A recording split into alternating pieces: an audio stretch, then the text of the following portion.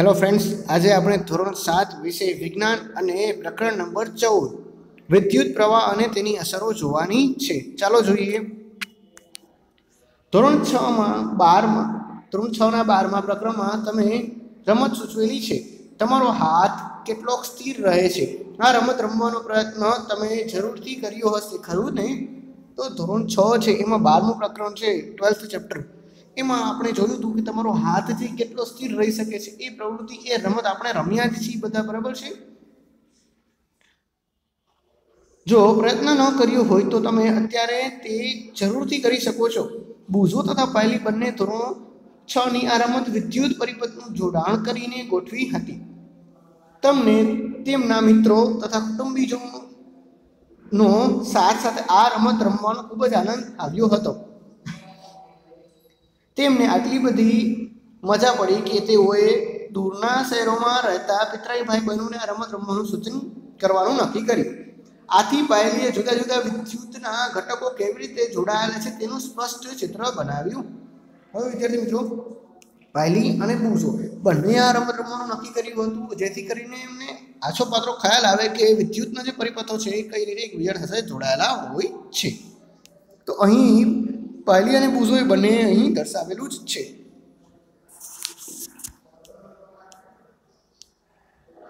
શું તમે આ વિદ્યુત પરિપથ સરળતાથી દોરી શકો છો? ખરા, વિદ્યુતના ઘટકોને દર્શાવવા માટેનું વધારે સરળ રસ્તો જો મળી જાય તો બુઝોને જરૂર આશ્ચર્ય થશે। હવે શું છે કે વિદ્યુત પરિપથ છે એને આપણે દોરી શકીએ છીએ અને વિદ્યુતના જે ઘટકો છે એને સરળતાથી આપણે કોઈ જોડી શકીએ ને, તેવું બુઝોને આશ્ચર્ય થઈ જાય છે કે કેમ આ રીતે બધું આપણે જોડી શકીએ છીએ। વિદ્યુતના ઘટકોની સંજ્ઞાઓ, વિદ્યુતના જે ઘટકો છે એની સંજ્ઞાઓ કઈ કઈ છે?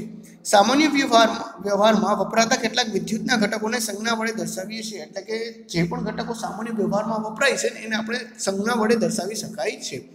કોષ્ટક 14.1માં આવા કેટલાક વિદ્યુત ઘટકો તથા તેમની સંજ્ઞાઓ દર્શાવેલી છે।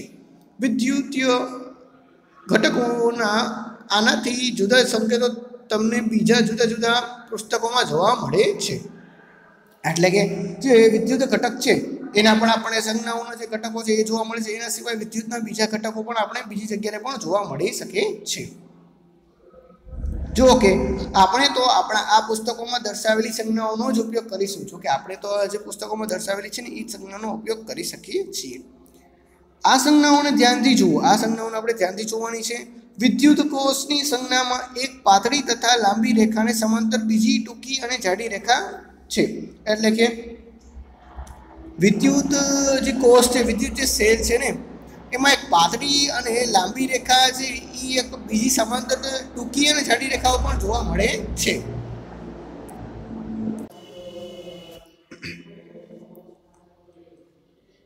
તમને એ યાદ આવે છે ને કે વિદ્યુત કોષને ધન ધ્રુવ તથા ઋણ ધ્રુવ એમ બંને બે ધ્રુવો જોવા મળે છે। વિદ્યુત કોષની સંજ્ઞામાં લાંબી રેખા ધન ધ્રુવ અને ટૂંકી જાડી રેખા છે એ ઋણ ધ્રુવ દર્શાવે છે।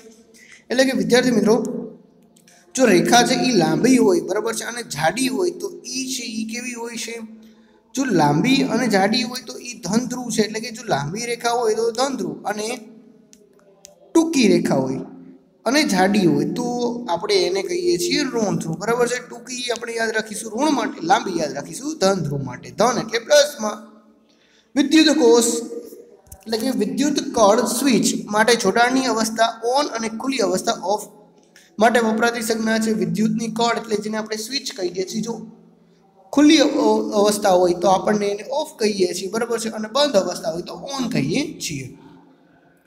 વિદ્યુતના જુદા જુદા ઘટકોના જોડાણ માટેના જોડાણ તાર વાયરને રેખા વડે દર્શાવવામાં આવે છે। એટલે કે વિદ્યુતના જે ઘટકો છે, જે સંજ્ઞાઓ છે અને જે તાર છે એને જોડવા માટે વાયર વપરાય છે, તો આ વાયરને આપણે રેખા વડે દર્શાવીએ છીએ, એક લીટી વડે દર્શાવીએ છીએ, બરાબર વિદ્યાર્થી મિત્રો? તો આ બધી સંજ્ઞાઓ છે એને આપણે એકવાર ફટાફટ કોષ્ટકમાં જોઈ લઈએ।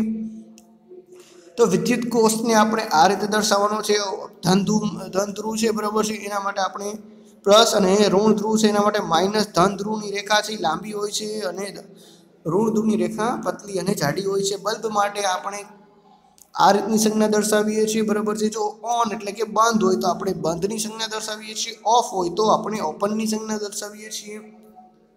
બેટરીથી કોઈ જોડાયેલું હોય તો આ રીતે આપણે બેટરીની પણ સંજ્ઞા દર્શાવીએ છીએ, અને જોડાણ હોય તો આપણે એક લીટીની એક તારની મદદથી પણ રેખા દર્શાવીએ છીએ. ચલો આગળ જોઈએ તો વધુ વિદ્યુત કોષનું જોડાણ કરીએ છીએ. એ ખાસ નોંધો કે એક વિદ્યુત કોષનો ધન ધ્રુવ ત્યારે પછીના વિદ્યુત કોષના ઋણ ધ્રુવ સાથે જોડવામાં આવે છે. આવા બેથી વધુ વિદ્યુત કોષના જોડાણને બેટરી કહીએ છીએ. એટલે કે શું કે જ્યારે બે અથવા બેથી વધારે વિદ્યુત કોષ એટલે કે વિદ્યુત સેલ ને જોડવામાં આવે તો એને બેટરી કહેવામાં આવે છે. બરાબર વિદ્યાર્થી મિત્રો? ચલો આગળ જોઈએ. હવે ટોર્ચ હોય કે ટ્રાન્ઝિસ્ટર, રેડિયો, રમકડા, ટીવીનો રિમોટ કંટ્રોલ જેવા ઘણા વિદ્યુતના ઉપકરણોમાં વિદ્યુત કોષ વપરાય છે. જો કે કેટલાક ઉપકરણોમાં આકૃતિ 14.2 દર્શાવ્યા મુજબ વિદ્યુત કોષને હંમેશા એકની પાછળ એક એ રીતે ગોઠવવામાં આવતા નથી. એટલે કે જે ટીવી છે, ટોર્ચ છે, રેડિયો છે, રમકડા છે, આ બધામાં વિદ્યુતના જે ઉપકરણો છે, વિદ્યુત જે કોષ છે એ વપરાય જ છે. એટલે કે સેલ છે, બેટરી છે તો વપરાય જ છે. વિદ્યુત કોષને હંમેશા એકબીજાની પાછળ એક તે રીતે ગોઠવવામાં આવતા નથી. એટલે કે એકની પાછળ એક જ એવી રીતે ગોઠવવામાં આવતા નથી. ઘણીવાર અલગ અલગ પણ ગોઠવવામાં આવે છે. તો અહીં આપણે તેનો સીધો ડેમો જોઈએ કે એકની પાછળ એક એટલે આ રીતે પ્રથમ સેલ, એની પાછળ બીજો, એવી રીતે ત્રીજો, ચોથો ગોઠવવામાં આવે છે. અને ક્યારેક ગોઠવવામાં નથી આવતા તો આ રીતનું એમાં ફિટિંગ્સ હોય છે. બરાબર છે? એક છેડો કનેક્ટેડ હોય છે જે ઓરિજિનલી બેટરી જેમાં જરૂર હોય છે એમાં, અને બીજો છેડો છે એ પ્રથમ છેડા સાથે જોડાયેલો હોય છે, અને બાકીનો જે ત્રીજો છેડો છે એ જેની સાથે કનેક્ટેડ છે, આપણે જેને બેટરી દેવાની છે, પાવર દેવાનો છે, એની સાથે જોડાયેલો હોય છે. આમ કરીએ તો બે છેડા છે એ જેને પાવર સપ્લાયની જરૂર છે એને આપણે દઈએ છીએ. બરાબર છે?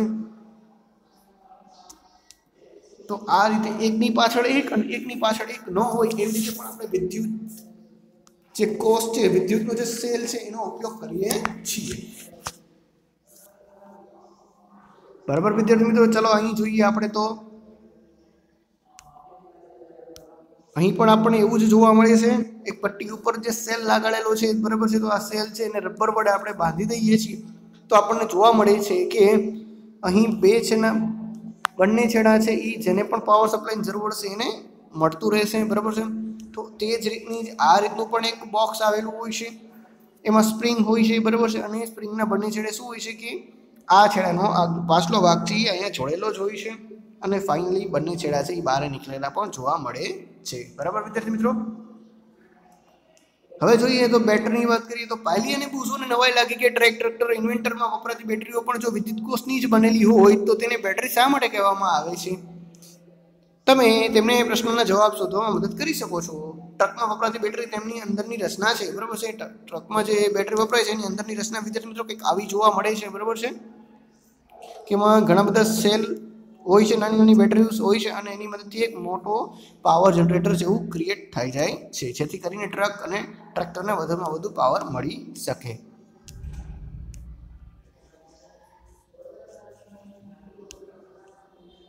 હવે જોઈએ પ્રવૃત્તિ 14.1. આકૃતિ 14.7 બતાવ્યા મુજબ વિદ્યુત પરિપથ બનાવો. ધોરણ 6 વિદ્યુતનો બલ્બ પ્રકાશ આપે તે માટેના આના જેવો જ વિદ્યુત પરિપથ વાપર્યો હતો. તમને યાદ છે ને કે વિદ્યુત બલ્બ ત્યારે જ પ્રકાશ આપે છે જ્યારે વિદ્યુત કળ જોડાણની ઓન સ્થિતિમાં હોય છે. જેવી કળ ઓન સ્થિતિમાં ખસે છે કે તરત જ વિદ્યુત ગોળો પ્રકાશિત થાય છે. એટલે આપણે બધાને ખબર છે કે ધોરણ 6 આપણે અભ્યાસ કર્યો છે કે જેવી સ્વિચ ઓન થાય તેવી જ લાઇટ છે, તેવો જ બલ્બ છે એ ઓન થઈ જાય છે. તો આપણને બધાને ખબર છે કે ઓન સ્વિચ છે એ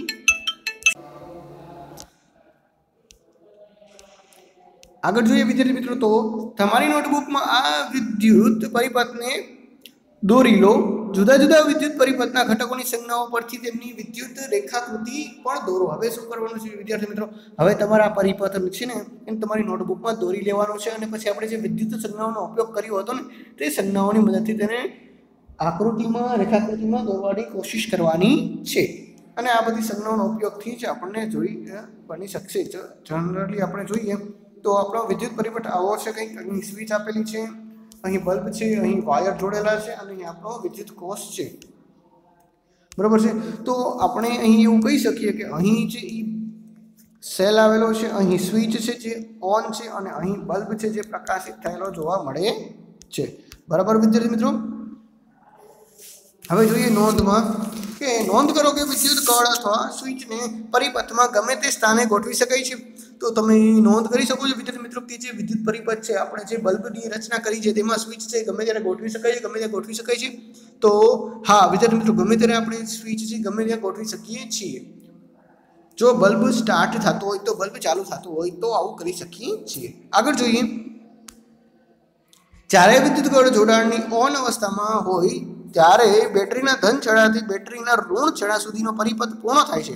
આવા પરિપથને બંધ પરિપથ કહે છે। એટલે કે ઓન કરતા જે પરિપથ છે બેટરીથી લઈને બલ્બ સુધીનો એ પૂર્ણ બંધ થઈ જાય છે તો એને આપણે કહીએ છીએ બંધ પરિપથ। બરાબર છે। એટલે કે વિદ્યુત પ્રવાહ છે તેમાંથી વહેવા લાગે છે અને ઓફ પરિપથમાં શું થાય છે વિદ્યાર્થી મિત્રો એ પરિપથ છે પૂર્ણ હોતો નથી। એટલે કે ખુલ્લો પરિપથ કહીએ છીએ તેમાં વિદ્યુતનું વહન થતું નથી।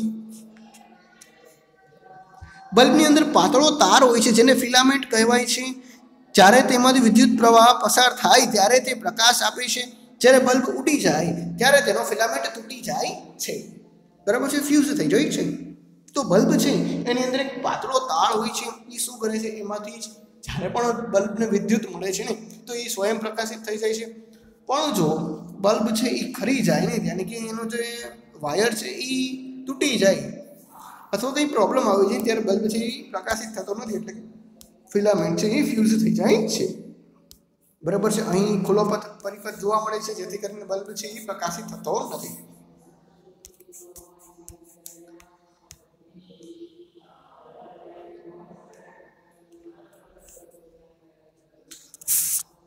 ચેતવણીમાં જોઈએ વિદ્યાર્થી મિત્રો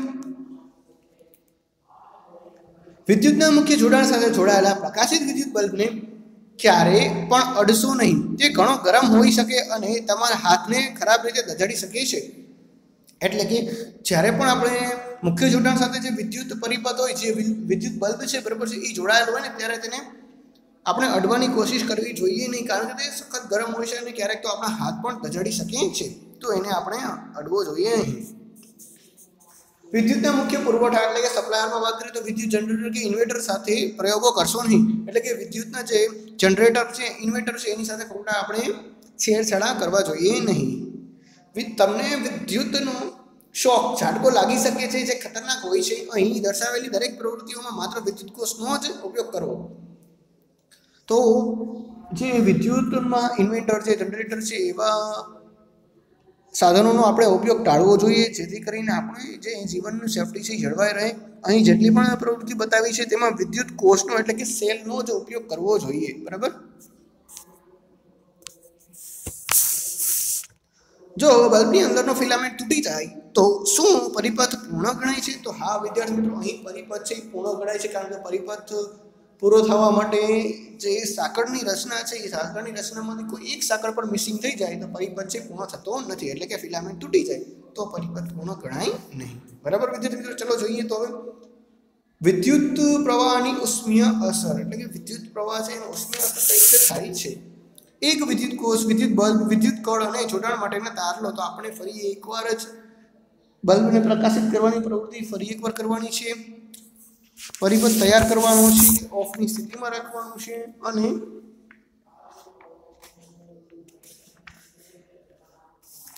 આગળ જોઈએ તો જ્યારે આપણે એને ઓનની સ્થિતિમાં લઈ આવશું ને તો ઓનની સ્થિતિમાં 1 મિનિટ પછી તેને 1 મિનિટ સુધી આપણને છે પ્રકાશિત તેને રાખવાનો છે અને ફરી એકવાર આપણે બલ્બને પ્રકાશિત કરવાનો છે તો જેથી આપણે કહી શકીએ જાણી શકીએ કે અહીં બલ્બ છે એ ખુદ બ ખુદ ગરમ થઈ જાય છે। તો આપણે કહી શકીએ કે વિદ્યુત ઉર્જા છે અહીં ઉષ્મીય ઉર્જામાં કન્વર્ટ થાય છે, તબદીલ થાય છે। હવે જોઈએ તો આકૃતિ 14.3 આકૃતિ 14.10માં બતાવ્યા મુજબ વિદ્યુત પરિપથ તૈયાર કરો। આશરે 10 સેમી લંબાઈનો નિક્રોમ ધાતુના તારનો ટુકડો લઈ બંને ખીલીઓ વચ્ચે બાંધી દો। વિદ્યુતના સાધનોનું રિપેરિંગ કરતી દુકાન પરથી તમને નિક્રોમનો તાર મળી જશે અથવા ઇલેક્ટ્રિક હીટરની નકામી થઈ ગયેલી કોઇલનો તાર પણ વાપરી શકાય છે। તારનો સ્પર્શ કરો। હવે વિદ્યુત કળને જોડાણની ઓન સ્થિતિમાં લાવીને વિદ્યુત પ્રવાહ વહેવા દો। થોડી સેકન્ડો પછી તારને ફરી સ્પર્શ કરો। તાર પર હાથને લાંબો સમય અડકાવીને રાખતા નહીં। હવે વિદ્યાર્થી મિત્રો આપણે શું કરવાનું છે, આપણે છે ને ફરી એકવાર બલ્બને પ્રકાશિત કરવાનો છે, પરંતુ આ વખતે આપણે નિક્રોમ ધાતુ છે તેનો તાર લેવાનો છે, બરાબર છે, અને બલ્બની જગ્યાએ આપણે નિક્રોમ ધાતુનો તાર મૂકવાનો છે અને લાંબા સમય સુધી આપણે શું કરવાનું છે, એ તારને પહેલાં સ્પર્શ કરવાનો છે, પછી મૂકી દેવાનું છે અને વિદ્યુત પરિપથ છે એને ઓન કરવાનું છે. જો થોડા સમય પછી આપણે એને ટચ કરતાં આપણે જાણવા મળશે કે તાર છે ખુદ ગરમ થઈ ગયેલો જોવા મળે છે, તો આપણે કહી શકીએ કે હીટર પણ આ રીતનું જ વર્ક કરતું હશે. તો આ વિદ્યુત પ્રવાહની ઉષ્મીય અસર છે એવું પણ આપણે કહી શકીએ છીએ. તો જેમ કે સગડીની વાત કરીએ તો સગડીમાં પણ વિદ્યુત પ્રવાહની ઉષ્મીય અસર જોવા મળે છે, બરાબર. તમે કદાચ ઇલેક્ટ્રિક રૂમ હીટર અથવા તો રસોઈ માટે વપરાતા ઇલેક્ટ્રિક હીટરને જોયું હશે, બરાબર છે. તો આપણે બધાને ઇલેક્ટ્રિક હીટર અને જે રસોઈ માટે પણ અને રૂમને ગરમ રાખવા પણ હીટર વપરાય છે, તેમાં પણ આવી જ રચના છે. આ બધા જ ઉપકરણો તારનું ગૂંચળું ધરાવે છે. આ બધા જ ઉપકરણો છે એક તારનું ગૂંચળું ધરાવે છે. આ ગૂંચળાના તારને એલિમેન્ટ કહે છે. તો આ ગૂંચળાનું જે પણ તાર છે એને શું કહેવાય છે, એલિમેન્ટ કહેવાય છે. તમે નોંધ્યું કે જ્યારે આ ઉપકરણોને વિદ્યુતના સપ્લાય સાથે જોડ્યા બાદ ચાલુ કરવામાં આવે ત્યારે તેમના એલિમેન્ટ ગરમ લાલચોળ થઈ જાય છે અને ઉષ્મા ઉત્પન્ન કરે છે. હવે આપણે બધાને નોંધ્યું છે કે જ્યારે પણ આપણે વિદ્યુત ઉપકરણોને ચાલુ કરીએ છીએ ત્યારે શું થાય છે કે એલિમેન્ટ છે સખત ગરમ થઈ જાય છે અને એમાંથી ઉષ્મા ઉર્જાથી બહાર નીકળે છે. વિદ્યુત ઇસ્ત્રીમાં પણ આવી રીતનું જ એલિમેન્ટ્સ જોવા મળે છે, બરાબર છે. તેમાં આપણે જે કોઇલ હોય છે તેની મદદથી વિદ્યુત ઉર્જાનું ઉષ્મીય ઉર્જામાં રૂપાંતર કરવામાં આવે છે, બરાબર વિદ્યાર્થી મિત્રો.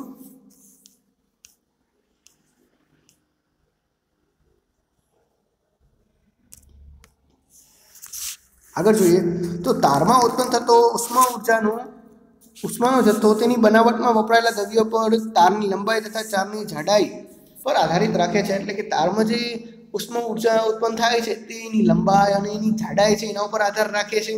જુદી જુદી જરૂરિયાતો મુજબ જુદા જુદા દ્રવ્યના અને જુદી જુદી લંબાઈ અથવા જાડાઈના તારનો ઉપયોગ કરવામાં આવે છે. એટલે કે આમાં જુદી જુદી લંબાઈ પણ હોય છે, જુદી જુદી જાડાઈ પણ હોય છે અને એ તારનો ઉપયોગ કરવામાં આવે છે જેથી કરીને તાર છે એ લાંબા સમય સુધી ગરમ થાય નહીં, બરાબર વિદ્યાર્થી મિત્રો. જો વિદ્યુત પ્રવાહમાં પરિપથમાં જે પણ તાર જોડવામાં આવે છે ને એ તાર છે એ સામાન્ય રીતે ગરમ થઈ જતા નથી, પરંતુ બીજી બાજુ કેટલાક વિદ્યુત ઉપકરણોમાં વપરાતા એલિમેન્ટ્સ એટલા બધા ગરમ થઈ જાય છે કે તેઓને સહેલાઈથી જોડી શકાય છે. એટલે કે ઘણી બધી વિદ્યુત પરિપથ એવા પણ હોય છે જેમાં તાર છે સખત ગરમ થઈ જાય છે, તો એને સહેલાઈથી આપણે જોડી પણ શકીએ છીએ. વિદ્યુત ગોળાનો ફિલામેન્ટ એટલા ઊંચા તાપમાન સુધી ગરમ થાય છે કે તે પ્રકાશનું ઉત્સર્જન કરવા લાગે છે. એટલે કે જે ફિલામેન્ટ છે એ તો એટલો બધું ગરમ થઈ જાય છે કે તે પ્રકાશ છે એનું ઉષ્મા ઉર્જામાં રૂપાંતર કરવા લાગે છે.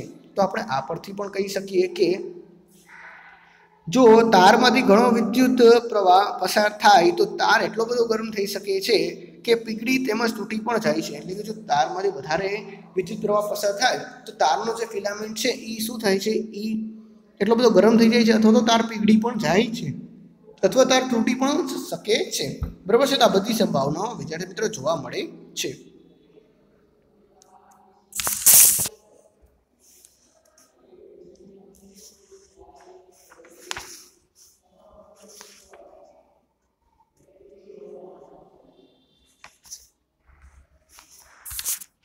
હવે નીચેની ઇન્ફોર્મેશન જોઈએ વિદ્યાર્થી મિત્રો. તો પ્રકાશ મેળવવા માટે વિદ્યુતનો બલ્બ વાપરવામાં આવે છે, પરંતુ તે ઉષ્મા પણ આપે છે. આ ઇચ્છનીય નથી, જેનું પરિણામ વિદ્યુતનો વ્યય છે. આ વ્યય વિદ્યુતને બલ્બને બદલે ફ્લોરેસ્ટન્સ ટ્યુબલાઇટ વાપરીને ઘટાડી શકાય છે. એટલે કે ઘણીવાર શું થાય છે કે પ્રકાશ મેળવવા માટે આપણે વિદ્યુત બલ્બને વાપરીએ છીએ પણ એક સખત ગરમી ઉત્પન્ન કરે છે જે આપણને જરૂરી હોતું નથી, જેથી કરીને અહીં વીજળીનો વ્યય થાય છે. તો આપણે વિદ્યુતના બલ્બને બદલે આપણે જે ફ્લોરેસ્ટન્સની ટ્યુબલાઇટ છે એ વાપરી શકાય છે. કોમ્પેક્ટ ફ્લોરેસ્ટન્ટ લેમ્પ એટલે કે CFLS પણ વ્યય ઘટાડે છે અને તેમને વિદ્યુત બલ્બના સામાન્ય હોલ્ડરમાં પણ વાપરી શકાય છે, બરાબર છે. બધા જે CLF લેમ્પ્સ આવે છે તેની આપણે પૂરી માહિતી મળે છે.